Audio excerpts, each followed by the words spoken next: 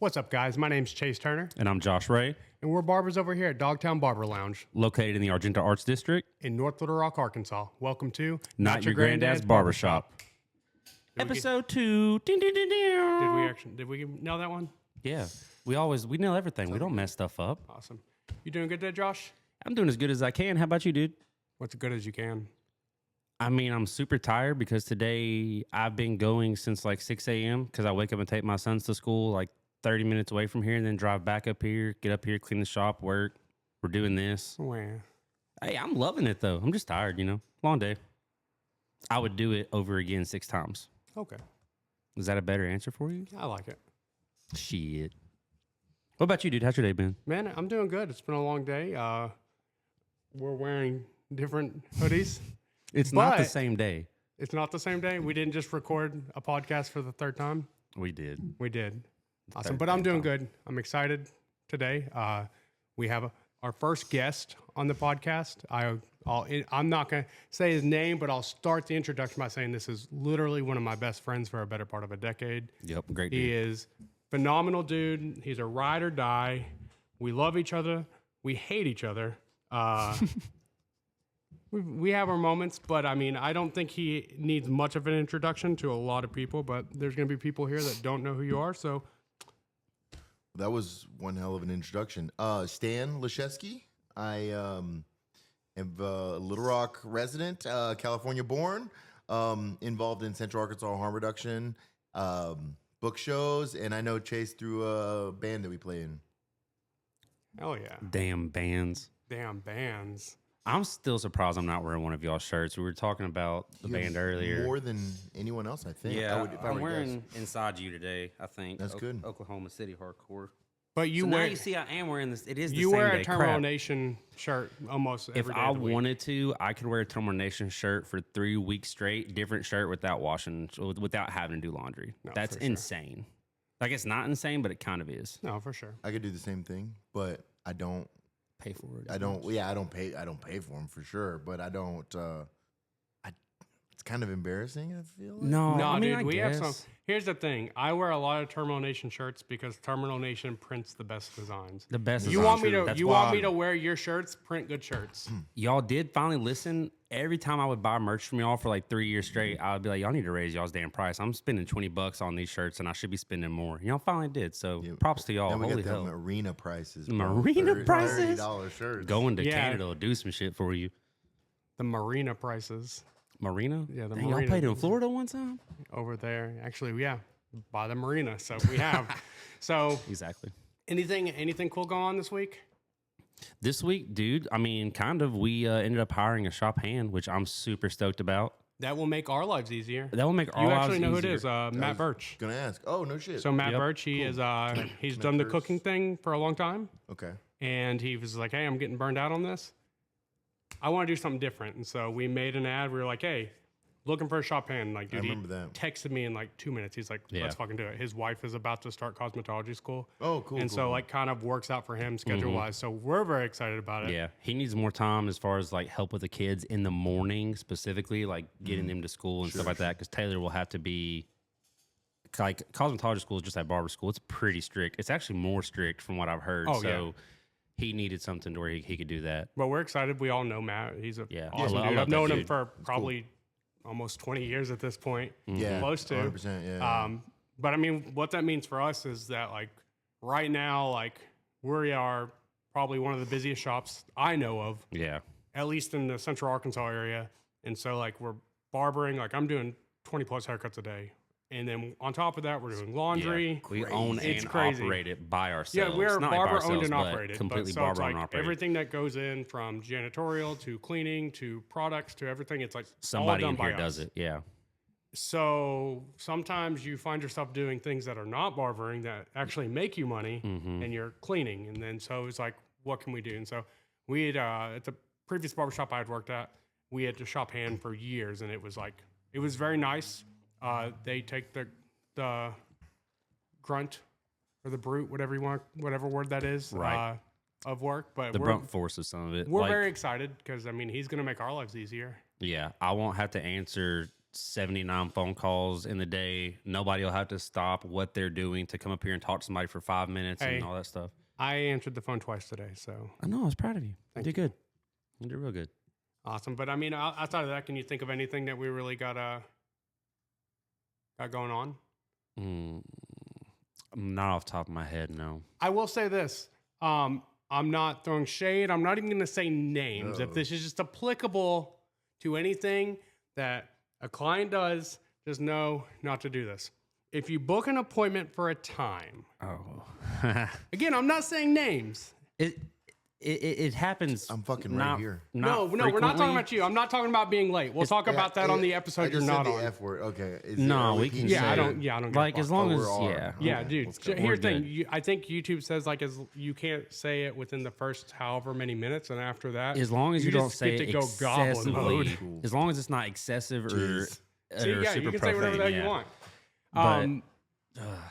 But it's not. It didn't only happen today. It happens. It happens not frequently, but like it doesn't more happen frequent than it enough should. to like make a rule, but Yeah. it makes enough for me to tell you guys. If you book an appointment for a certain time, Shut come the fuck in. up. Just come Yeah, in. God damn it. Because we had a situation where a client said they came here today. They walked up to the door, did not open the door, but they saw that the sign still said closed. They got back in their car, drove down the road, and then called and said, "Hey, I was just there, but you guys weren't open." Yeah. As like in the background, you hear other clients walking in, like it's a dinging. Yeah. So again, like it's like a restaurant. Like you don't call. Like if I make a reservation to go eat, like I'm not gonna call 30 minutes before and go, "Hey, are you guys my reservation good?" Yeah. No, it's just go for the time. So again, it's just one little nitpick. It really only happens on Mondays. Because happens on Mondays. as I said, that's not the first time. I've had somebody that like did not show up, and I charged their card for the no-show fee, and then they called and were like, "I looked online, and it said online you guys weren't open, but you have an appointment. Bro, who the Your hell looks appointment was online confirmed, before?" bro. If you have an appointment, show up. I'm here." But I'm just saying, that's like, the rule. Why would you book an appointment if you're not open? Yeah, Hey, that was so we're not weird. open on Saturdays. Let me pencil you in. And, Swear, dude. It's not even us just penciling weird- in. Like they're going weird to me. online and booking Yeah. it on their own. So like it's showing everything. And again, it's just like I've never been like, "Hey, I'm going to eat. I made a reservation, Right. and now I'm gonna go online and make sure they're open for my reservation." Shit does not compute in my brain, but But again, that's my whatever. only nitpick. I'm just saying, I'm staying on business with that one too. Staying on business. That shit is annoying. stand on but it's cool. business. He made it work out. We got him in. It was all good. It worked out, But boy, but boy, I don't even think he actually drove. Because that was the thing. Like he called and was like, hold on, he didn't call. "Well, no." He had somebody call for Their him the significant first other time. called and was like, "Hey, so and so was like just there, but the door was closed." I said, "No, the door's been unlocked since 8:30. It was like 10 o'clock or something like that." They're like, "For real?" I was like, "Yeah, actually, a client just walked in the door because one of Chase's clients just walked in the door."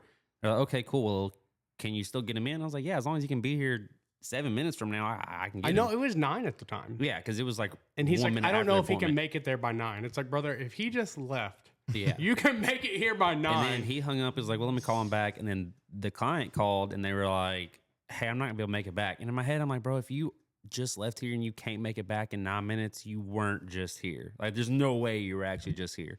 But it is what it is. It's cool. Made it work out. Like I said, I don't think we really have anything much new. I'm sure we might think of something. Since an hour ago, we do not. Since an hour ago, we do not. I don't know. We didn't record 2 episodes today. These are We did different not. shirts. These are different shirts. This is not the same shirt underneath the hoodie. But on to you now, Stan. Back I to mean, Stan. so you wear many hats, and we can talk about any hat that you want to. We can talk about anything that you do today. But I Yeah. think a Yeah, we can really start anywhere. important thing that I want to talk about is Central Arkansas harm reduction. I think that what you do is very, very needed in a state where I feel like people are very much villainized, where people's rights are kind of taken from them left and right. I think that that's a very important thing. And again, we can talk about anything that you have going on, but that I feel like as the barbershop that's part of a community, I want to see what is out there for the community. So tell us a little bit about Central Arkansas harm reduction. Totally. So, well, before I get into that, I will say that I'm always late to my appointments, but I've never like walked up to the door and then turned around and walked off. Yeah, that's just like so weird. that's wild. That's weird goblin behavior. mode. It happens Yo. to me That's too, bro. crazy. Like, I don't understand. I be having bad luck, but it is cool. I'll be did not ruin texting my either day. Chase or Dalton or whoever's cutting my hair. More recently it's been Chase since Dalton really doesn't work. And so He But- is out of the country right now, Yeah, not so- working. But it's his birthday. exactly. Fired. No, it was his birthday. My 2 days birthday ago. was yesterday. He should be back right Yeah, now. yeah, he's get No, back to his work. birthday was Nobody 2 wants to days work ago, anymore, bro. man. Yeah. So I mean, I feel bad because I know like you guys run on a schedule. So if somebody's late, then the next person's probably going to be behind. No, and then if you running behind, I just fuck your haircut up, and then I just move on to the next. okay. I haven't noticed, but maybe that's why people point and Neither. laugh. But yeah. So I don't know. I always have like this wave of guilt. Like You've never missed an It's appointment. the ADHD. Well, I I was gonna missed say, your one friends because I know got your brain. T-boned by a commercial box truck and thrown into a house. That was with Dalton. Yeah, That- so you've it's- never missed he one with doesn't me. work anyway, so it's there's You basically reciprocality you there basically where- told him you weren't going to make it Yeah. before he could tell you he wasn't going to. It makes it a little bit easier because Hey, your Dalton, friends I cut love your you. hair It's and they all- know how you all operate, fun. so it works out. To be fair, I think my appointment was at 3:30 and I left the house at like 3:24. And then I got T-boned at 3:25. Oh yeah, so- I mean you left your house That's with some just enough bullshit. time to get in a wreck. Yeah. I was gonna be 10 minutes late anyway. But anyway, so Central Arkansas Harm Reduction, we've been calling it CAHR, CAHR. A cool little acronym. Pronouncing it CAHR, I think it adds a little bit of depth and humanity to what we do for serving a population that oftentimes gets stigmatized or dehumanized. So I think it's important to remind people that, like, you know, these are They're still human. yeah. These people are human beings just like everybody else. Mm-hmm.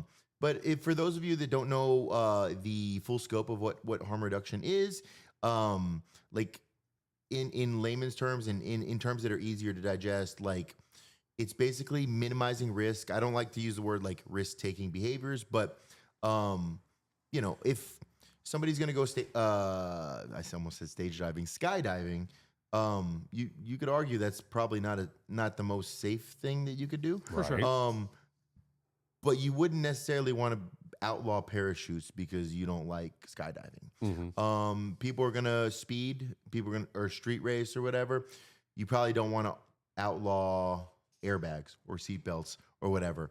And so it's just meeting people where they're at. Like, it's not always people who are struggling with like addiction issues. Sometimes people just do drugs because they're fun, or because it's cool. Like, that's a thing. So it kind of transcends class, and you know, obviously there's classes and racial groups and other marginalized communities that are much more affected, but it does affect kind of everybody. For and sure. I think it's important to remind people that that's the case. So what we try to do is we try to eliminate or minimize,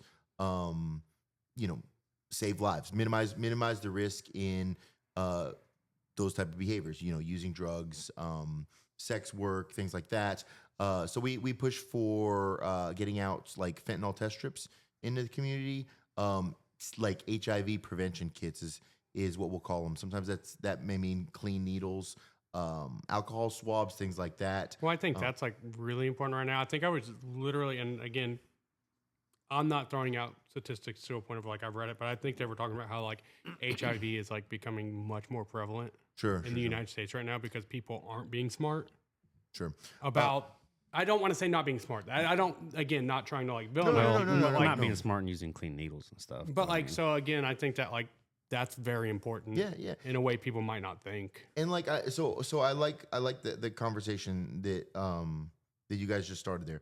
And I think oftentimes, especially in the world of harm reduction, but in a lot of like mutual aid groups, things like that, you and I play in a very like political hardcore band. The Barbershop stands for things that may ruffle some feathers, stuff like that. So you guys, I think, Well, get it. At the barbershop thing, that people say like politics and things like that shouldn't be talking. Like, you can catch me in the barbershop talking about politics every fucking day of the talking about week anything, because it is honestly. the most prominent thing in this world. Like, I'm raising 2 daughters in a world where they no longer have the same rights they were born with. Sure. Yeah. And 100%. so, like, people get really upset about talking about these things that might be very taboo, but the reality of it is like, this is the world we live in, and if we're not talking about it, then We're just letting shit we're happen. just like letting stuff happen left and right. Yeah, 100%. Getting the word out there, keeping these conversations relevant, keeping them at the front of everyone's mind, making it inescapable. Because if you have enough privilege where you can escape it, you need to understand there are people that can't. And so I think it's always important to kind of keep that conversation going. And I know you said like maybe not being smart or whatever. And like, here's the thing. I know there's people that mean well. I think there's a lot of people that mean well, and they tiptoe around language because they don't want to say the right thing. And I do this myself all the time, especially in this world where I may not have the lived experience of a drug user, but I do have the lived experience of having family members that have struggled with drug use and things like that. And so I always I want to make sure that I use the appropriate language. As we know, like, language changes over time or becomes more acceptable over time, and maybe things that we said in 5th grade are not the best to say right now. So right. And Jesus. but a lot of it, like, and this is not a blanket statement because language does matter, but I think intent matters too. And so if you see that somebody's in the world of what we do, you might see, like, you hear like derogatory terms. I know that the word like homeless people is there's kind of been a transition to like houseless or people living without shelter, whatever the case may be. And I think it's important to adapt your language to cater to what is kind of conceived to be the right thing. Now, if you talk to people who are experiencing a life without shelter, they may not necessarily care. Well, I think you kind of touch on the idea of like, sometimes we're afraid we'll say the wrong thing, so we say nothing at all. Sure. And that's more dangerous than saying the wrong thing sometimes. Yeah, For sure. 100%. And I mean, there's probably a much larger conversation to be had. But I think I heard somebody once regarding the hot button issue of should trans people be allowed to exist or whatever. And the answer is yes, because they exist whether you acknowledge it or not. But the answer is yes. And they've existed for way longer than anybody on this planet's actually been around. But okay, we're just gonna. And so like, I heard something that was so profound from somebody you wouldn't expect, and without stereotyping, like a good old boy, like a country boy, and he was like, I don't get the whole like whole bunch of gender stuff or whatever.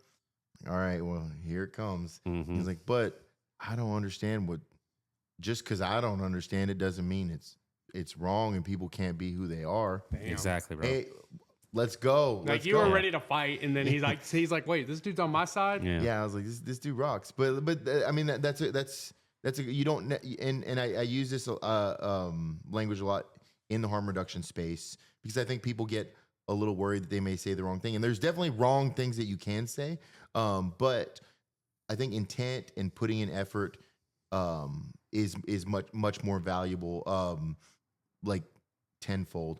Like, here's the thing: I don't understand everything about rocket science, right? I don't know. I'm not a. Ask me anything right now. I know all of it. I've never. Ask me just a question about anything right now. Watch, just ask me. Any question. Doesn't even have to be about rocket science. What year did Julius Caesar get assassinated? Yeah, I know that. This guy's got good. your He's ass. good. Got I you. know everything. He's good. Huh. And so Intent definitely matters because it's like I said. you threw my whole fucking. You were thing talking. off. You were talking about Bro, you just. blew my mind. I know. I'm sorry. You weren't ready to learn something like that today. Intent But definitely does matter. You were talking about how like you don't know everything about rocket science. Yeah. So I don't know everything about rocket science. But you know Elon Musk's a fucking idiot. Yeah, I know he's a fucking idiot. You don't have to be a rocket scientist to know that, and he doesn't have to be a rocket scientist to act like he's a rocket scientist. Clearly. But I don't know where the closest NASA location. Is it Houston or do I have to Something go to like Florida that. or some shit? I think it's Houston. Either way. So here's the thing. I don't know everything about rocket science, but I'm not going to go fucking kick down the doors at NASA and be like, all right, everybody cease all operations until I can really get a grasp on what the fuck is going And so on. I'll make sure this is going right. Before we move forward, because I don't get it. All right. Hey, just I to be don't get clear, it. that's happening right now. Swear to Yeah, God. I know. Like that's Yes. that's happening. Yeah, but that- you that- wouldn't do that. That analogy would have hit a lot harder, like 40, some 40 years ago. days ago, maybe. Yeah. But yes, so I think like intent and like being a good heart and an empathetic person. You don't need to be like the like a doctor or a psychologist or know all the statistics or all the data. I think that helps, and I think it's good to be understanding and well-rounded and be aware of your larger community. But you know, I think harm reduction is all about meeting people where they're at. And so, you know, some people may, I don't know if the word is maybe struggling with drug use, and some people are not struggling. They're cool and content with where they're at. They just would rather not die on their next usage. And there's so many tainted drugs on the streets and things like that you know, it's dangerous. You know, if you know, the fentanyl, the potency of that is significantly, I mean, astronomically more than what, like if you're just thinking you're just doing a line of cocaine, you do something that's going to be significantly more potent. Your body's not expecting it. It's way more than you need. You know, or you're just doesn't doing a discriminate. drug It will you kill think you. you know you're doing, and it's not. That's Like what- I honestly think dude, like if I could just get a banner of meet people where they are. Is that how you say that? yeah, meet people where they're at. I think that's perfect. Meet people where they're at is like, it's very, I don't know, it's a very empathetic way to think about something, and I think it's a beautiful way to say that. Like, even if that's not the intention of it, like, dude, like, I don't know, I think that just shows a humanity. Like, It's what we do with children. You get down on their level when you talk to them. But You like- meet them where they're at. but like for me, for example, like I won't say who, but I have somebody very, very close to me that has been to rehab multiple times, has OD'd multiple times from fentanyl use. And it's easy to write that person off and say, oh, he's a fentanyl addict. But the reality of it is he didn't start there. Most people don't. I feel like. He was schizophrenic, lost his insurance. Guess what? You can't get your medication anymore. You got a buddy who get on the goes, hey, street I can now." get you Percocets. Yeah. Percocets will make you feel better. Guess what? They do until they don't. And then, hey, I can get you Oxy. And Oxy makes you feel better until it doesn't. And then all of a sudden you find yourself in a car doing fentanyl. Yeah, you're And, like and people are trying to wake you for the third time. Yeah, and the in the reality last, of it like- is that you have to look at it like, hey, yeah, this is a problem that he's doing these things, but he's doing these things because the world failed him. correct. Yeah. Yes, America there's failed a him. large Like- failure in yes. And so you have all these things that just straight up just like health insurance failed him. Yeah. And so- that's a very common story. And so like it's easy to write somebody off because they're doing something you don't feel comfortable with or you don't agree with. But when you meet them where they're at and you look at it and you say, hey, you're not where I would want you to be, but I'm here now. And I think, I don't know, it's just a very real thing. And it's a 100%. simple concept, but it's very real. Yeah, 110%. And you know, like not everybody uses drugs, and like, well, this is not for me. But I would More wager people than that, you yes, think. that there's a lot of people more that people than do, you think do or drugs. if you don't, there's probably somebody Somebody you that you know Mhm. and you love, and maybe you see them, you know, 3 or 4 times a year at like your Thanksgiving or Yep. Christmas, and everybody kind of knows, and it's like the unspoken elephant in the room. And do you want that person to die? Well, I they're don't not- even Right. think you don't even have to be it could somebody. be your favorite celebrity. There's like Sure. Matt Miller and Lil Peep both died from fentanyl overdoses from taking drugs that they thought was something else that they got from somebody, and it was laced with fentanyl and it killed Well, them. not even that. Like to touch on what you were saying, like a lot of people have done it, continue to do it, this and that. But like even as a person, like I've been straight edge a majority of my life. Sure. I still have not lost the humanity behind people that are struggling. Because although I might not understand addiction, I 100% understand struggle. Yeah, and everybody. Yeah. That's struggles. a bad yeah. place to be. Everybody struggles too. And so imagine struggling with something you can't control. Yeah. So now you still have the struggles of like what a normal person like me has. And I don't life mean is normal. hard in I general. don't mean like normal person. Like again, Sure. I'm kind of touching on like sometimes saying the thing. A and this and non-drug that. user. No, But like, it's as fine. somebody that doesn't use drugs that has struggles, I couldn't imagine having the same struggles I have and then adding an additional struggle to it. Yeah. And then on top of that, because of your struggles or what your activities, situations. whatever, whatever you found yourself in, now you're villainized by society or by subsets of people who they've never walked a mile in your shoes. They don't have a fucking clue what you're going through on a They day-to-day just think basis. you're a drug addict. But they're they throw around like these just outlandish terms, and it's just and the words like junkie or whatever, like those are intentionally or unintentionally. Those are derogatory terms. Yeah, those are thrown to dehumanize people. And so you don't view that person as a human being who's just, navigating life in a way that they've, navigating the life that they've come into. You view them as, you whittle them down to just being like a junkie, a statistic, whatever. And you see in movies and pop culture and everything that drug addict, drug user, that's a bad person. That's a bad guy. Like instantly in video games and movies, it's always like always the quote, cliche. bad guy. Yeah, the cliche. They're also kind of badass. I'm not gonna lie, bro. You ever been playing like Saints Row and you're like, oh, this dude's badass. It really is a very villainized ass. Like even in Breaking Bad, it's like the guys that are the most badass, they end up fucking dying in like the worst goddamn ways in the end, basically. Like I don't know, if I was gonna be it really villainized, is I'd be wanting to do villainized in some every real way. villain shit, not just drugs. Yeah, like even Breaking whenever Bad shit. even Breaking whenever Bad it's shit. like put into a spotlight, it's still villainized in the end. No, for sure. Which is, I mean, like I don't know, I kind of like. I don't want to say I get it. Like I can understand how people would look at it that way, but as I've gotten older, I've gained the understanding of like why people do some things that they do. Not everybody chooses it. Like there's a situation. A lot of times it's just like, shit's dude, handed to straight you. up, life's hard. Like, Life's I hard, 100% and sometimes you will do understand. anything you can to make your very, very, very fucked up day be a little bit less fucked up. 100%. So Yeah, 100%. And it may be Or you just want to have a good time. everybody Yes. deals There's with nothing it. wrong with Right. that Or either. you just Like, want to have a straight good up. time. And like we're not here to say I'm not gonna sit here and tell you, like, I understand that drug use has illicit drug use has its risk. I'm not gonna sit here and lie to people and say that like definitely this is does. a totally safe thing and it's good, because that's not the message I'm trying to convey either. It's it's finding that happy medium to say that like if you use drugs, you're not the bad guy. Yeah. But also if you don't use drugs, you're a fucking lame loser or whatever. Yeah, like because right. drugs are sick.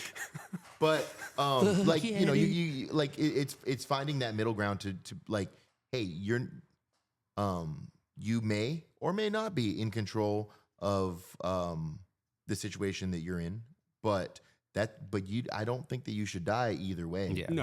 Be prepared. Yeah, 100%. So what do you think are some things that like because again it's a very taboo type of like work that you're doing, and I'm not taboo because it's bad, just it's like people don't know how to approach it. I mean, it's what are, bad like, in some people's eyes for what sure. are some misconceptions, like misunderstandings that people have towards what you guys do? Sure. I think we really touched on a lot, but like one of the big things that we hear is like it's we're kind of enabling folks to do drugs, and I don't know that everybody that says that is necessarily like a bad person. I just think that they're like I think they're not thinking about what they're ill-informed. saying. Yeah. They're not seeing the bigger picture.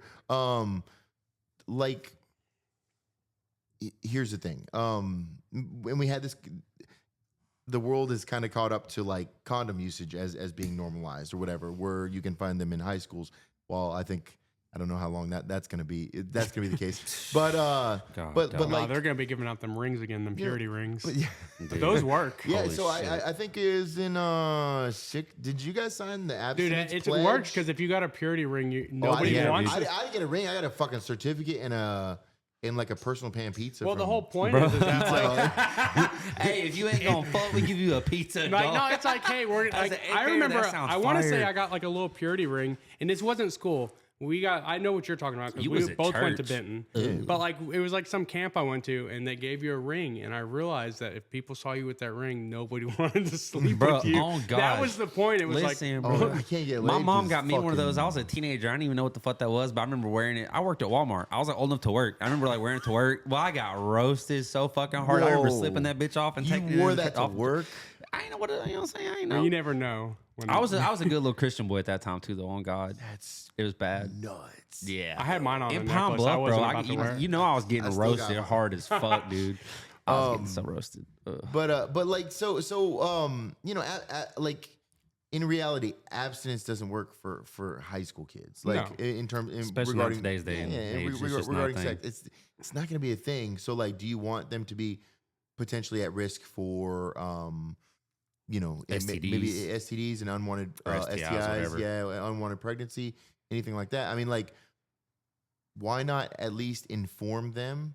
Because as a parent, I understand that my kids are going to be at an age where this is probably going to be a thing, and I can't, you know, I mean, I can't. There's not anything that I can do about it in reality, and so at least giving them the knowledge, because not knowledge, as cliche as it sounds, knowledge is power, and giving them the knowledge to be like, hey, here's, you know, a safer way to do this. Here's a safer way to do this. The reality is it's going to happen, and Yes. let's try to make sure that we minimize the risk. If you're going to sit there and stigmatize, you're not doing anything when a serious impact involved. And then sometimes you can't, there's no reversal of that. There's no mitigating like an overdose. Yeah. Sometimes, you know, it's too long, or certain STIs. There's no reversal on that. Right. It's like, fuck, maybe I should have. Well, I think it comes down to the whole point of like you were saying, it's like people think that you're enabling, but the reality of it is You're that educating. like if you're helping people that are already going to do these things, you're not enabling them. You're providing them a safe place to do Yeah. it. And it's like not necessarily like you're providing a physical space, but it's like, here's the thing, like I could just say something that's completely wrong right now. Yeah. But I might not be. But like I've heard of people like literally doing something as simple as like smoking weed and having fentanyl on it. I don't know about fentanyl, but weed can be laced with like wet, like K2 So and that's what I'm stuff. saying. Like there's have a people homie. that are doing things that are like, oh, I do Yeah. this recreationally and I Yeah, work a that's very full-time job. common. I have a family, this and that. I feel like it's more common nowadays too. And so it's like you're meeting people that might not even be doing things that would end their life. yeah, That because of the time that we live in now, Correct. now yeah. it can. Yeah, not to say that like capitalism is the root of all evil, but there have been. I will just say that I know that there's been a lot of overdose deaths in recent years because of somebody's insurance company denying the prior authorization to a specific drug, and so they can't get it at their pharmacy unless they want to pay the $400 a month or whatever, the astronomical price. They have insurance. Like they did all the right things that society asked them to do. They had a job. They like went to see the doctor who prescribed them a legitimate, like fully like on the up and up. They did everything they were supposed to do. And then there's these flaws in our society, whether it's, you know, your insurance company, whether it's the capitalist structure that we live in that's just so reliant on like monetary value on everything, even everything. life. And Yes. so I know people that are like, oh, dude, my insurance plan changed and now this is not a covered drug. And so I've got to go to my doctor, but like I work for the next like 2 weeks. I can't take the time off to go see him for him to give me a new prescription. So now I'm going to go 2 weeks without my medication. I know this dude that sells Xanax and that I need that to come down. So I'm going to buy it from him. And turns out, you know, the drug wasn't tested, whatever the case may be, but it was tainted, you know, it wasn't just pure Xanax that you would get from a pharmacy. That's actually what happened to Matt Miller. He wanted Xanax and he got fentanyl and they die. But I mean, I think that affects even like, say like people like you and me, like both of us right now are in a position right now where like there are surgeries that we may need that insurance will not cover because of litigation, the way it's written, or like, hey, that tear's not big enough, or hey, we missed this. Free Luigi. But like, Sorry. the thing is that like, as you're struggling right now, like, could anyone judge you because you're like, hey, I'm going to take this to help with my injuries? Because insurance will not cover these things. And so it's like there's tons of people right now that are self-medicating because insurance has failed. 100%. Yeah, Well, absolutely. And those are people, like you said, that are like, oh, I buy Percocets to help me with pain, or Oxy, or Hydros. And it's like, well, unfortunately, you did not this time. That goes back to the knowledge is power, though. Like, it is cliche, kind of, but in a sense, especially in like this type of conversation, it's really not cliche at all. People need more knowledge than this. It was either Joe Budden or Killer Mike said it after the Matt Miller, the Lil Peep thing. It was like, yo, I'm not going to tell my kids not to do drugs. That shit doesn't fucking work most of the time. Like, everybody who we know, including ourselves, was told not to do drugs. I have a med card. I smoke weed. I've tried multiple other drugs, and most of those drugs I was introduced to from people that I went to church with. Like, in the fucking youth group, that my mom was like, hey, those seem like good teenagers. You should go hang out with them on the weekends. Well, hey, mom, they fucking tried to have me take pills, just so you know, whatever. But like, if you tell your kids not to do drugs, that's not going to work. Most people are going to try it. Not everybody, obviously, but a lot of people are going to experiment at some point in time. Accidentally, sometimes. I know people who have accidentally eaten weed brownies or weed cookies, and they were not cool with it, like whatever the case may be. But he was like, yeah, I'm not gonna tell my kids that. I'm gonna tell them, know who you're buying your drugs from, educate yourself on what you should do if X, Y, and Z were to happen. Like, what process do you need to take to make sure that you're good? Which sounds like that's is why one of the like big things that you guys non-judgment things like what you're doing are like super important. Yeah. Yep, 100%. And like, so we'll give out fentanyl. We have a lot of different supplies, if you will. And What exactly do you guys offer? so it's a range of things, and sometimes it's indicative upon what we have. Because it changes too. Yeah, right? yeah. So what we can get access to, and things ebb and flow. But so we anything from like Plan B to condoms to needles to, and this one rubs people the wrong way, to crack pipes to like saline solution, so that you're using Clean saline. yeah. To flush if you need to. Bandages to Why the pipes though? Can I ask that? yeah, so they're not using something that's Been tainted not with something safe. else. Yeah, like yeah. this. It comes down to that the does fact make or sense. I was just reused, wondering. like from the saliva, or cracked and broken, or whatever the case may be. It's just to be as safe as possible. Okay. Yeah, Yeah, again, it's like 100%. if people are going to do this, we need to make sure. Like, I think that's the way you treat the most vulnerable. I've just people never is thought very about important. a clean pipe. Honestly, Sure, that's yeah, never. totally, That's totally. like, as I said, I smoke weed, so like I've passed a pipe to like hella of my homies. I've never thought about that. Honestly. Yeah, 100%. Makes And sense. your naloxone, we have two different versions of naloxone. So naloxone is, for those that are not aware, sometimes you'll hear it referred to as Narcan, which is a name brand nasal spray. But naloxone is the opioid overdose reversal drug. So basically, if somebody's having an overdose, you will you can spray it. There's also like an Intravenous. muscular, like a shot, a needle version of it. And I know sometimes not everyone likes needles, and even people that are not scared of needles are sometimes scared of sticking a needle in another person that's unconscious without maybe their consent. And I get it. Like, obviously there's good Samaritan laws out there that will Protect you. yeah for sure. like, I think Arkansas has good. yeah, Samaritan you laws. really can't screw it up with the nasal spray for sure. And but I understand how the needles can be Is daunting. it like an EpiPen? No, so that exists, but I think that's like pretty high dollar stuff. Like the EpiPen version of That's like you're going to the doctor and they're naloxone. giving this to you. Yeah, maybe so. Probably the I don't know. ones that EMS and I don't know stuff enough carry. about it to speak on it, but like the needle version is the easiest to get, and it is the most it is straight up for a single dose is the most effective, but that could be a debatable usage of the term, because most effective is what's gonna save somebody's life. And if you're Right. sitting here like with a needle and you can't muster up the courage to put it into somebody, that's not very effective at all. Right. And so the nasal spray it's a low barrier of entry, just a quick spray in the nose. So that's like the main thing that I think that we're known for. We have fentanyl test strips. We've recently been carrying xylazine test strips, which is still like, I'm still kind of learning the ins and outs of that.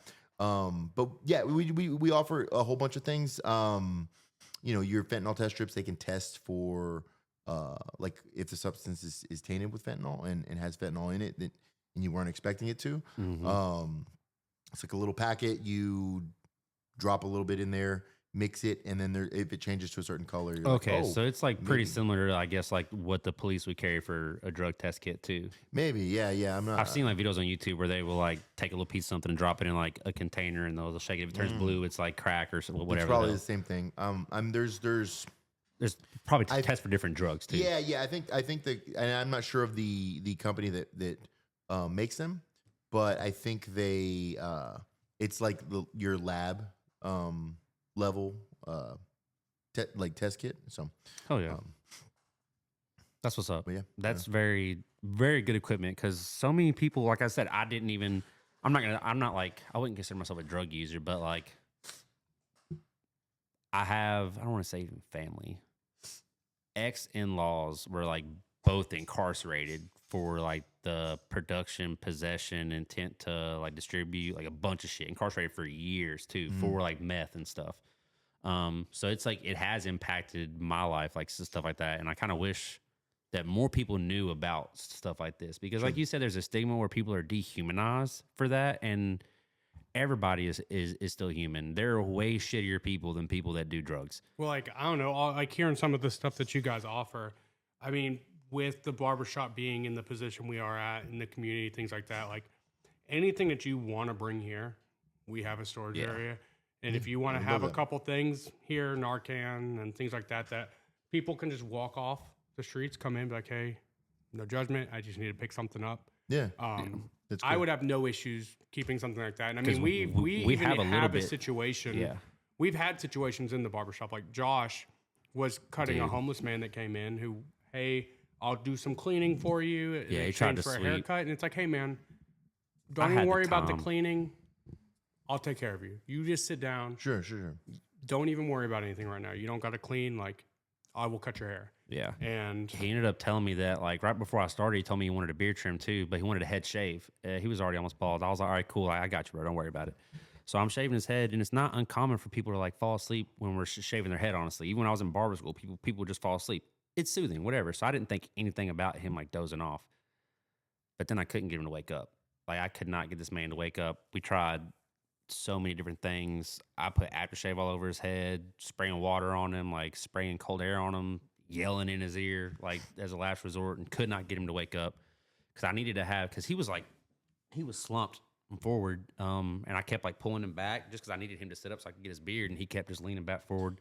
Yeah, that's scary. It honestly was. I didn't know what was going on. Like I walked out of the break room, and like I unfortunately have seen this before. Yeah. So like I instantly was like, hey, we need to call 911 non-emergency, just the medical line, and people Some are of like, the well, guys were some like, of the guys "No, are like, don't yo, do no, that. we don't want the wanna-" police to come, and it's Which- like, no. I understood that too because it was a homeless black guy. It was a couple years ago, so like the times, whatever. But You don't want to put anyone in worse danger than they're already in. Right. So that's But people also need to understand that there are. he was gonna fucking die. Yeah, like for sure. So I stepped outside. I called. Well, there's also 911 and non-emergency lines. Yeah. Like there's lines you can call. The fire for department showed up. The people police to did come. not show up. The fire department did. As far as I recall, the police didn't show up at all that day, even with the incident or anything. So that was good. But I think they said Dude, that that shit when they got sucked. him out, because like they were about to hit him with Narcan in here, and everyone's standing around him. I was like, yo.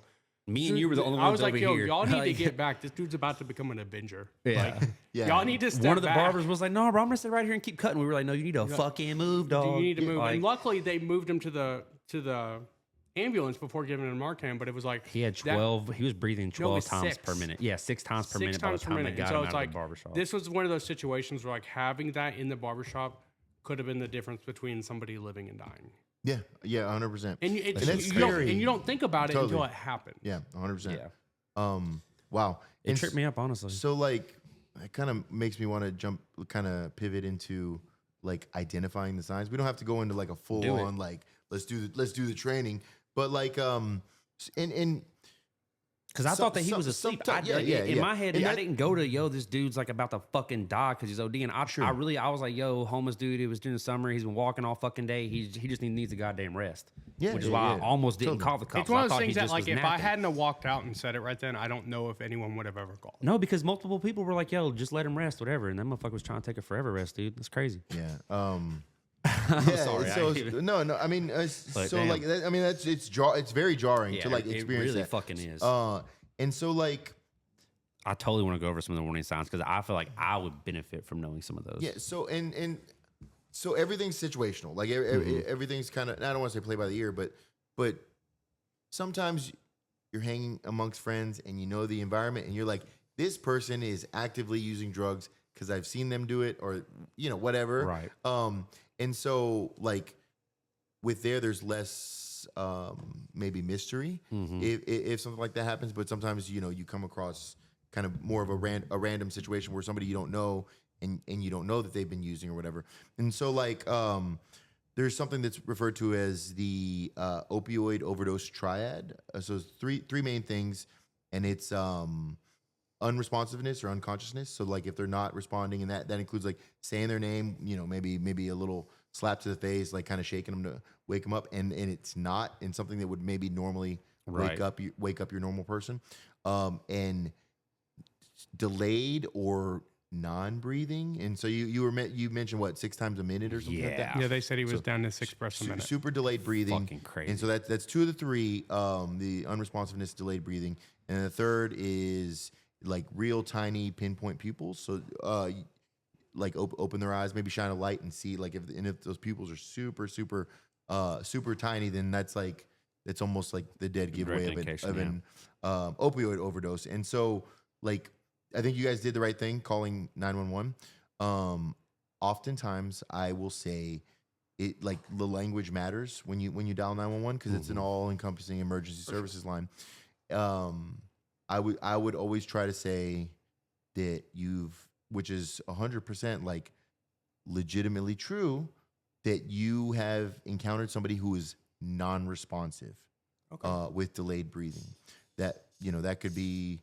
I'm pretty sure it's along the lines of, I was like, I got this dude and I can't get him to wake up. Like he's barely breathing. Like I don't know. I try to keep it as like. Mention drugs. It's common sense. Like it's common sense. It should be, I feel like. Yeah. But sometimes in an emergency situation, and if you've not been trained or kind of guided on maybe the best ways to navigate this, because I don't know that it does any favors bringing in somebody with a gun that may not want to see. It may not take the opportunity to see that the best quality of care or health outcome for that person. It's that's not their job. Yeah, it's just a statistic on, hey, this person we shouldn't send cops to those whatever instances, in my opinion. I'll say that.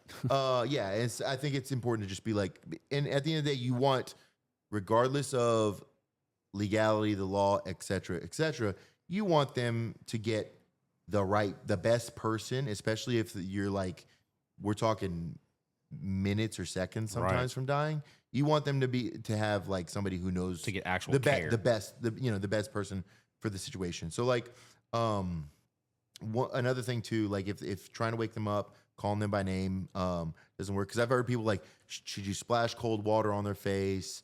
Like you said, you tried the aftershave to kind of like. Yeah, because I just shaved his head. So in my head, I was like, this will wake him up. Yeah, it's burning or whatever. Yeah.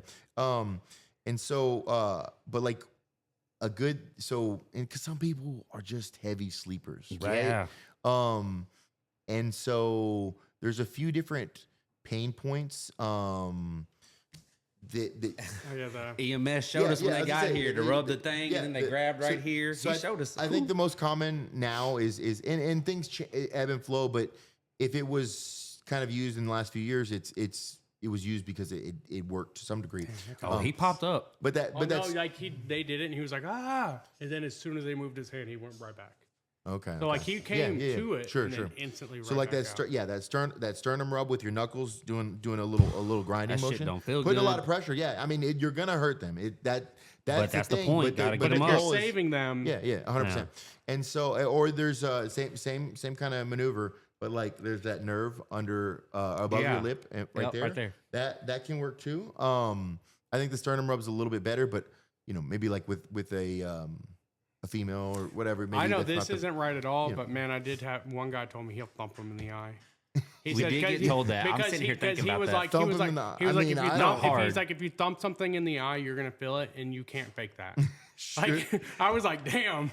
And so like, yeah. so like, That's we're intense, Yeah, so, if you just like thump them in the nutsack, it's like so like all of us being dumbasses in the barbershop, we all started flicking ourselves in Thumping the our eyes. eye. I'm Oh my like, God. fuck, I gotta wear glasses now because I was being That's a how dumb. it happened. Dude, it sucked. Dude, I was like, And so the one I think that's the sternum rub is probably the most common one, and then the second most common grab his dick and twist it. grab his dick and twist it is actually do not. That's the opposite of what you're Oh, supposed to do, okay. I think. But That's not Good Samaritan law, bro. who was it? Was it damn it, I'm losing wrestling credibility by the second.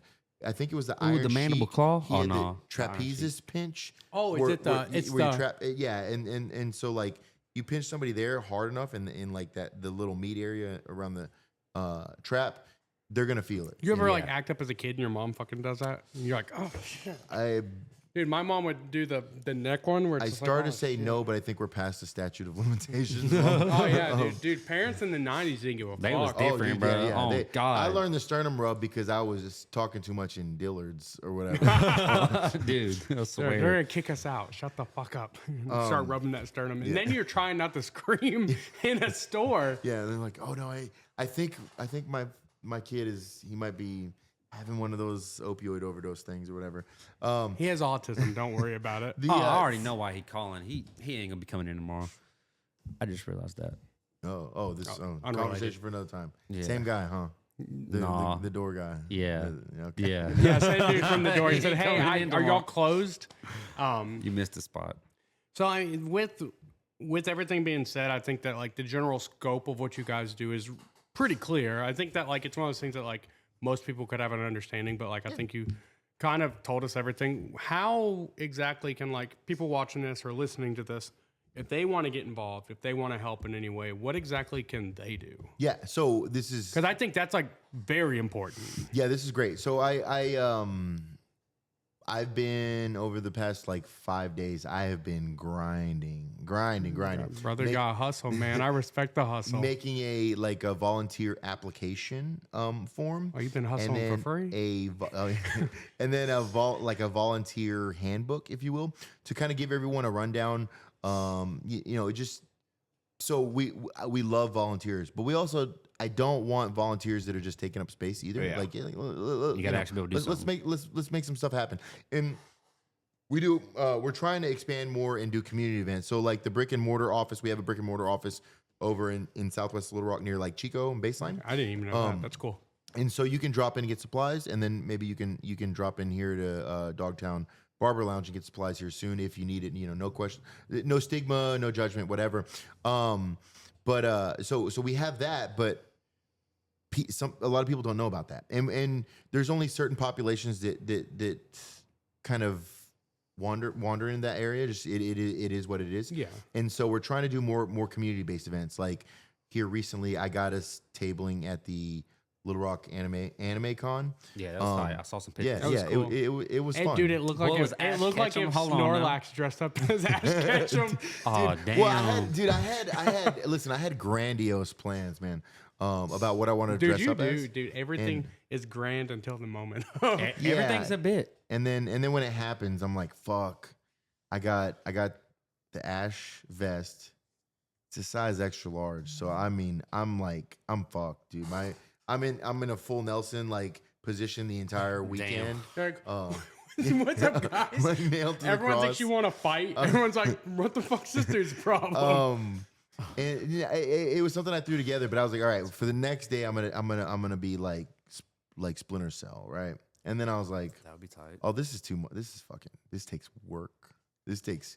You're like, I should have ordered this shit a month ago. Yeah. Well, I was gonna make the Dude, the people goggles. spend money on that. Dude, it's crazy. It's crazy. Respect to it, but like, here's the thing though. People, their minds were blown when they saw us at the table, and there was people that came to the table and were like, "This stuff is for free." So I had to like make signs and be like, "Yeah, it's for free." And like, this is so cool that you guys do this. Like, I don't know why this has not always been here. Or like some dude came by and he was like, fentanyl test strips. How much are you selling these for? I was like, no, like the goal is to get these resources, make them accessible to the community, not necessarily like yo, let me run for your you. pockets, homie. No, it's not like that. I mean, if you want to donate, It's like you can test it right here. If it's clean, we'll take it. So he was like, so I can just take this? I was like, yeah. He's like, dude, he's like he was like checking. looking around. He thought y'all was about to arrest him. He thought Team Rocket was about to pop out of another table. Oh, God, or he did. He thought the feds was coming. But like that, I think that starts a conversation itself. It's like now you have people that like have potentially been doing things that didn't realize there was like resources out there to keep them safe. And so he grabs one and he keeps walking. And I was like, yo, thanks for stopping by, whatever. And he was like kind of like almost timid about it. And then he stopped in his tracks. And he turned around. He goes, can I take like more than one? And I was like, yeah, totally. Dude. He's like, how many, like, is there a limit on how many I can take? And I was like, you're like looking in the box. You're like, I was like, how many do you think you need? He was like, I mean, maybe like a dozen. And I was like, yeah, take a dozen, 100%. Because here's the thing. If he's asking for it, means he's going to use it. Yeah. So like one of those that's a guy that was going to kids, use stuff without testing it is now Correct. testing And it. to be honest, it might have may- even been a dude who like knows other people who he knows Or that, do it too, or like it could have been any situation. Yeah. I honestly, if I saw stuff like that, even as somebody that like straight up does nothing, like I'm a boring individual, Sure. I would still take it and be like, That's why okay, I cool. got There's people I some know. at that show. Yeah, I think that's cool. And so like, so he took a dozen and like, by all means, like that's great because I do not doubt for a single second that based on that interaction, he's going to use it. And maybe one of those dozen supplement or drugs that he ends up testing could be tainted and maybe he just saved his own life or somebody else's. And so, and that's what it is. And it's like, I don't know what he's doing. I don't know anything about the guy. I just don't want people to die. And I think we could all kind of Well, I think agree also on when that. you stop villainizing something, there's people in this world that will never want to get clean. That's their prerogative. But I think there's people 100%. in this world that also do want to get clean and they Yeah. don't know. Absolutely. They don't know how to start. Like I know somebody that's like, I wanted to get clean. It took 3 overdoses to get clean. But where do I go? Do I go to the police and say, hey, I want to get clean? Do I go to the doctor and say I want to get clean? He's like, no, I'm going to go to jail. And then I'm going to be put in a cell where I'm going to have to come cold turkey and I might die that way. Yeah. Sure. Yeah. And so I think that like when you start these conversations, like the people that are like, there's resources out here for me. And I imagine you guys do all of this stuff and I'm just guessing here, but I imagine there's also a level of like, hey, if you don't want to do drugs, let us help you. Yeah. Oh yeah. Yeah. I think abstinence or like getting clean or getting sober, however it wants to be phrased, is totally a part of harm reduction. But the thing is, it's not from like You're a not pushing it. It's not forced upon, judgmental standpoint. So it's not like, hey, this is end all be all. Like we encourage bodily autonomy, whatever. If like you want to try to get clean and then you decide halfway through, I'm not at the right point in my life for this. I think We're not going to hold. I think the hold your head to judgment fire. comes from people that want people to get clean. Humility comes from people that want to get clean. So it's like if you're judging somebody, that means that's an emotion from you. Like so, if like say I'm doing something and you're judging me, and you're like I don't want you to do that. I don't want you to do that. I'm not going to stop doing that because that's a problem you have. Yeah. But the moment I'm like, hey, I don't want to do this anymore. I feel like that's a whole. That's when different true perspective. change happens. So like the non-judgment, I think that's a very, very important Yeah, part. 100%. And I think there's an analogy here. I know we were talking about events and then we kind of pivoted, but a little bit. But we'll get back on that. But there's an analogy that I think I can relate to. I know a lot of people can. Is that hey, my goal is to go on a diet or a workout plan or something like that, and kind of change my ways. Drop some weight, get in shape, yada yada, whatever. And then somebody could say, why don't you just stop eating bad food right now? Why don't you just start running a marathon right now? It's not And that it's like easy. that's not how that works. You know, Right. you got to be in the right headspace, the right point in your life. There's variables at play here, so so you maybe you set goals. Maybe it's like I'm going to cut back on sodas, and then next month I'm going to cut back on carbs, and then next month I'm going to start walking, and then next month I'm going to start jogging, Right. and so on and Everything's so a forth. process. Yeah. And so and I'm not saying that like, but yes, there's a process. It's not just like flip a switch and let's go.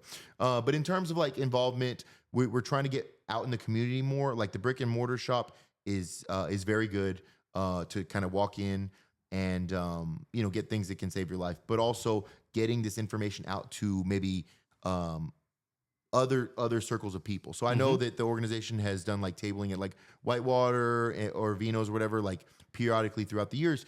But for the most part, I mean, obviously there's generations of like punk kids, hardcore kids, metal kids that come and go. Right. But like you're kind of only hitting the same circles. people. Echo Yeah, chamber. exactly. It's like 100%. you're talking to people that already know you on a personal level. So it's like you're telling the dude that already knows you do this, hey, I do this. And it's like, okay, cool. Yeah. It's cool to see you doing this, but I already knew. Yeah. Yes. Correct. And so like I want to get out into like there's a Little Rock Marathon has like a health expo the day before the marathon.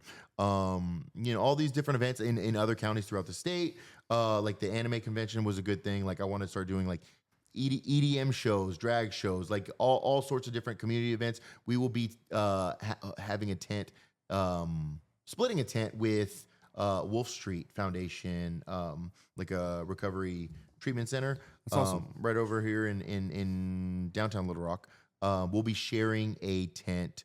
You might dig this. But we'll be sharing a tent on the 1st of March for Soma Mardi Gras. Okay, yeah, I know exactly And what so, you're talking about. so we're gonna have a pretty big ass tent, and we're gonna have a full bar, but it's gonna be a zero proof tent. So everything in there is zero proof. So like only non-alcoholic stuff. Then we'll have the harm reduction stuff and demonstrations. How you inside. get drunk? Exactly. There's a little bit of challenge with everything you do. But We had a client one time. Dalton was like, "Hey, I don't drink," and he was like, "Well, how the hell you get drunk then?" And we were all like, "What the hell?" But Justin, very cool guy. Shout out to him.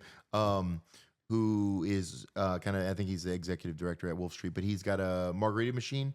And I think maybe he'll have some like non-alcoholic spirits and stuff like that. So you can go in there and still carry around your drink, whatever, and like feel like you're participating in the event, but also not, and some people might just be like, yo, I've been drinking all day. I don't need to continue to drink alcohol, but this is just a nice change. And it's all about meeting people where they're at. So I'm building up a volunteer list. I'm currently digging through the legalese of a volunteer application and handbook and other legal stuff with the organization right now. So I'm like in the thick of it. But we are building up a volunteer team. So feel free to DM if you have Instagram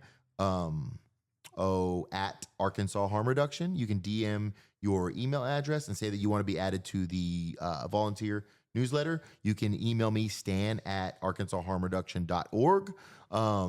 Your email. Damn, y'all got that .org. I do have the That's .org. legit, yes. man. That I'm is- still it rocking is that Gmail professional. for everything. Oh, God. I think it's based in I got Gmail. that AIM.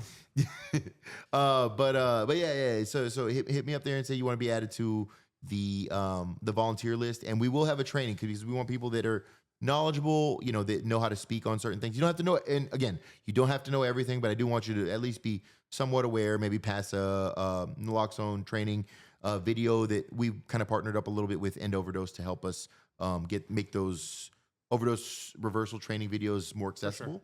And so they can watch a video, take a little quiz, and get what a rapid training understanding, so they kind of know if they get asked questions or if they're out in the field or whatever. But we want to build up a cool team. I think from talking to other mutual aid orgs in the Little Rock area, we seem to be like the cool kids club, I guess. I don't know how that happened. Yeah. Everyone was like, "Oh, dude, I want to work the anime event or Comic-Con that we got coming up, or like all these other cool things." That's cool though. I mean, that's what you want. Yeah. Because when people are excited about helping, I think that's the best help you'll get. Yeah, and yes, perfect. And with something that we do that's so stigmatized, there's a lot of dehumanization, there's a lot of misinformation, there's a lot of just straight bullshit, right?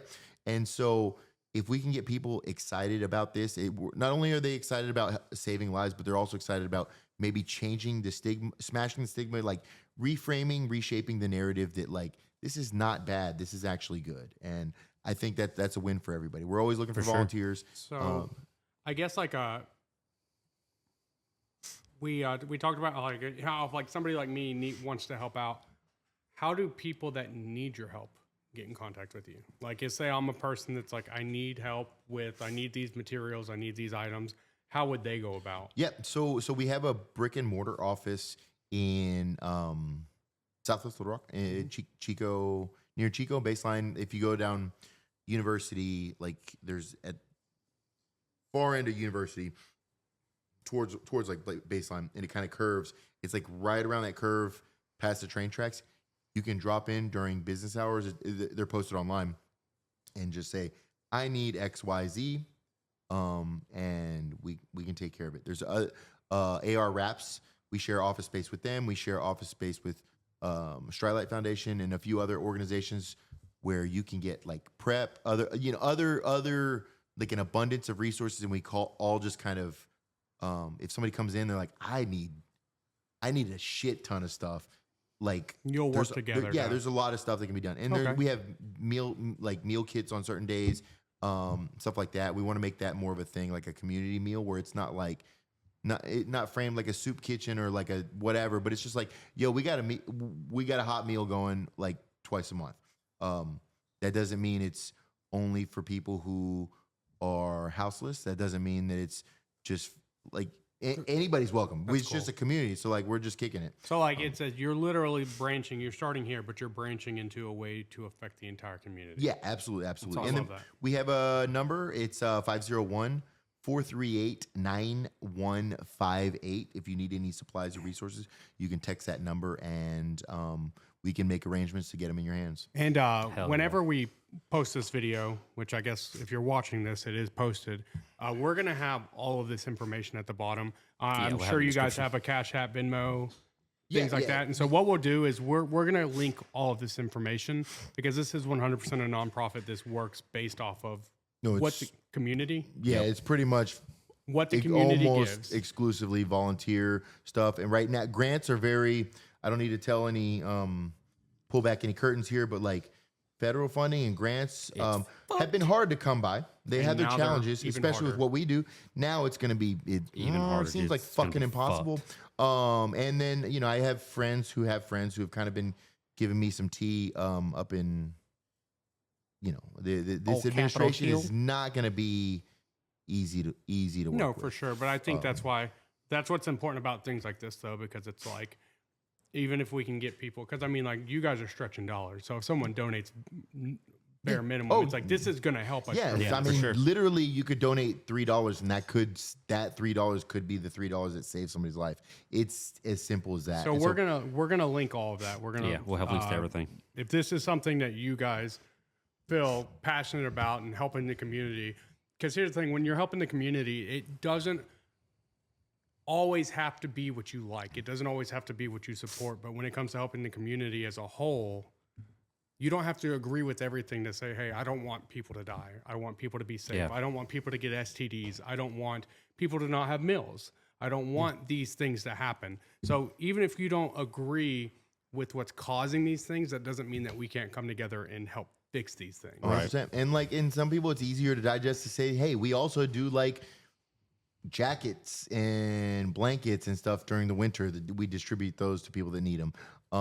Some people come in to get needles to give themselves their insulin or their TRT, which, I mean, I know not everybody's going to be stoked about that, but here's the thing. There's levels to it. You don't know everybody's story. It touches everything. Exactly. This is a broad, it's a very applicable. What's when something stretches across multiple avenues? I can't think of the word. HRT. Excuse me.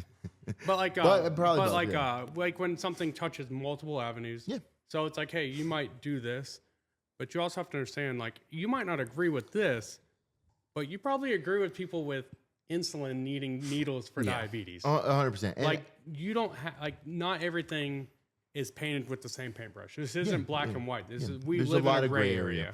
And like we used the NASA analogy earlier, you know, or the guy that I thought was going to be super transphobic, but he was like, I don't get all this gender crap, like all these genders, but like that doesn't mean that I got to be an asshole to somebody. Like, I don't get it, but so it ain't for me. Like, I know what gender I am, but if somebody is a different gender and I don't understand, that doesn't mean they're wrong or bad. And that's so applicable to like literally everything, like 100%. to everything going on right now. Fucking business, homie. That's straight up all it is like, mind your business, and if you can save someone's life, save it. Yeah. It's that simple. Really is. I mean, is there anything that you guys haven't going forward? Because I mean, I'm kind of coming to my end. I'm not sure what else you have. Totally. But we covered a lot. Do you guys have any upcoming projects, events, or anything? I know you mentioned the Mardi Gras thing down in Soma. I think that's going to be phenomenal. That's like one of the largest events that they do. I mean, like it will be literally They've been hitting the barbershop up. I know. They've been hitting us up. I don't know. I think we've done. We'll it the last talk couple about years. it. We've done it. We've done it before, but last year they got so Sports cold. Clips as their main sponsor. Whoa. Oh yeah, that's why we didn't. And then they do asked it. us to donate prizes. So it was like, hey, we got this big now. conglomerate to sponsor this. And again, I'm not throwing shade at anybody. I understand that these things are hard to do. Sure. Sometimes you take the money from where you can get it. But hey, if they can sponsor the event, they can sponsor the prizes. Yeah, that kind of just goes against what straight we're up. about. Straight up. I need to hit up Carlos from PBR about giving the NA beer at the tent too. That reminds me. But I think that'll be phenomenal for you guys. yeah, I'm excited. So we got that, and then April 10th, we're gonna be. I believe it's at the Hall here in Little Rock. We'll be tabling at the Birch Tree Communities Expression Art Show. So the residents at Birch Tree, they have like a art show, like an art gallery. I think there's some auctions and selling of their artwork. Very cool. Kristen, I think is over that. She's an angel. She's a great person. Super supportive of what we do, and doesn't have to be in a space where she probably gets pushback for as much support as she gives to us. And then I think April 18th at Vino's, we will be doing a benefit drag show fundraiser. So, and then we've got other things that are in the pipeline as well that haven't been confirmed right now. We got those 3 things on the calendar though. So I'm excited for that. And we will need volunteers. So if you want to volunteer, hit me up and I'll get you on our newsletter and get our new pretty documents over to you to review and get trained on how to do things. Hell Sure. yeah, dude. I mean, is there anything else that you want to add outside of what we've talked about tonight? I know this was heavy. This is like like this No, I love podcast. this. Like a lot of what we're doing is going to be fun, lighthearted, cracking jokes and things like that. But I think part of us trying to solidify ourselves as a pillar in this community, sometimes you have to talk on things that are hard to talk about. Totally. And I think And this is digestible too. Yes, we're talking to regular people in a way where it's like, hey, watch this. We're still having a good time. Nobody's talking down to you. No one's pushing anything. It's like, hey, we're just here together having a conversation. Yep. And like, I think laughter can be cathartic too. So even like, if the term is dark humor, whatever, but like, even when we're talking about heavy things, like I love to still kind of frame it in a way that's like, hey, let's make this easy. It doesn't have to be all doom and gloom. Like right. we're doing good things. Like whatever. Like it doesn't have to be bad. And also for saving people's lives, that's a reason to put a smile on your face. So That's like, metal as it's cool. fuck. Yeah. There you go. Amen. So yeah, I mean, I feel like I wear a lot of hats. And so there's a lot of people that know me through like booking shows or playing music that don't necessarily know me through like the harm reduction stuff. I don't even know if I said my title, but I'm one of the co-chairs of the board of directors there at Central Arkansas Harm Reduction. But yeah, so and then there's people that know me in that world that don't even know that I'm in a band or for or do sure. music And or like the whatever. music's So, cool. I think in 2025 this is more important. Yeah, and you and I mean, this has always been a thing since the day, like almost 11 years ago when we were at the gym talking about starting Terminal Nation. I was like, yo, I want this to be like a punk band. Like, and I think we still are that for sure. The sound has kind of evolved, but we've always spoken on things that matter to us.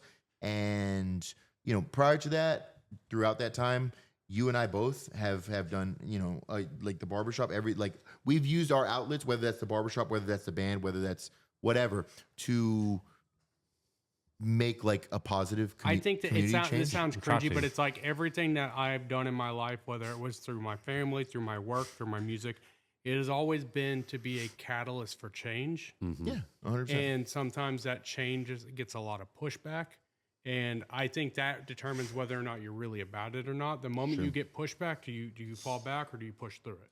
Yeah. And like you said, like Terminal Nation's been a band for 11 years, and at some point we will dedicate an episode where we bring on the rest of the assholes in the band. Sure, And we talk about what we've done, what we've accomplished, We what break up our on impact. camera. Yeah, we break up on fucking And I camera. get to sell all my merch. And then he for gets to sell all of profit. his merch. You gotta But- drop one more record. One more record. I feel like the metal world is especially, but I think some of the hardcore world too is like looking at us now, like, where you guys at? What's going on? You see what's going on in the world, motherfucker, we've been writing music about what's going on right now. We just didn't do it at a monetarily opportunistic time. I had a client, he was like, man, he's like, you guys are so political. And like, straight up, when I say political, I mean like, we are extremely political. And like, I'm not afraid to admit that. Like, my clients come in, they know I'm in a band. Like, I don't shy away from it. Like, I think that like, there's no reason to like, kind of like, I think it's the words pussyfoot or whatever. I don't pussyfooting around shit, boy. It's like, hey, if you're gonna stand on it, stand on it. Yeah, don't stand on it when it's 10 toes down. Don't stand on it when you're around the people that support you. You gotta stand on it whenever you're all not. the time.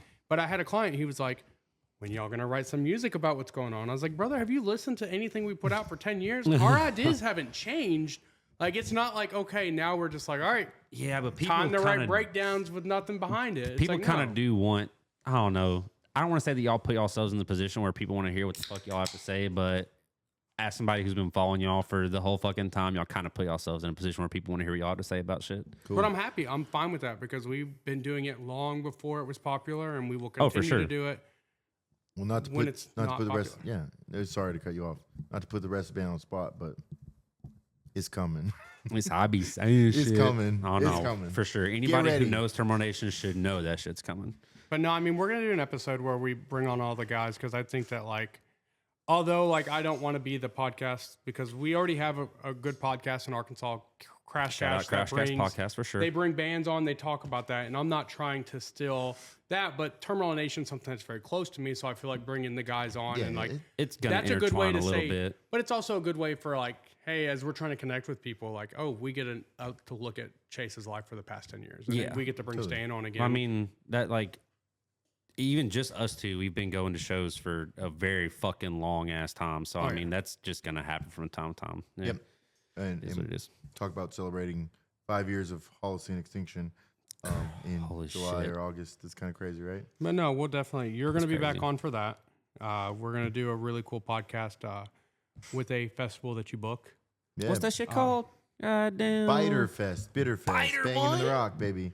And so we'll Sep- bring you late in the, September. Be on the lookout. we'll bring you in the bitter guys in. We're going to talk about that because again, I think that like Ooh, spicy. each brush stroke of the community, it's like music and Yeah, let's go. art Hell yeah. and We're trying to be all entrepreneurs. encompassing. Like, I mean, entrepreneur is a very, very, very broad spectrum, especially in 2025.